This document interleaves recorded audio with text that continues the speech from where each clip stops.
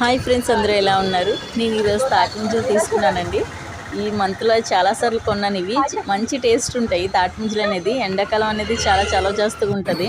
నాకు ఈ తాటి ముంజలు అంటే చాలా ఇష్టం. మా అమ్మాయికి కూడా ఇప్పుడిప్పుడే దానికి అలవాటు చేస్తున్నాను. దానికి కొన్ని ఐటమ్స్ తెలీదు, దానికి ఈ మధ్య పెడుతూ ఉన్నాను. ఈ తాటి ముంజలన్నా దీంట్లో బుర్ర గుజ్జు ఉంటుంది, దాన్ని తాటి గుజ్జు అంటారు. అది ఎండిపోయిన తర్వాత తీగ నుండి సపరేట్ చేసి ఆ టెంకును బద్దలు కొట్టి తీస్తారు కదా, ఆ గుజ్జు అనేది మంచి టేస్ట్ ఉంటుంది. మాకు వైజాగ్లో అనేది అది దొరకదు. ఒక్క నాగల చవితికే చాలా కాస్ట్ ఉంటుంది అది కొనడం కూడా.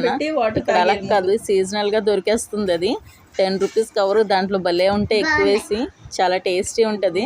నాకు ఇక్కడికి వచ్చిన తర్వాత ఈ మంచిగా తినడం అలవాటు చేసుకున్నాను.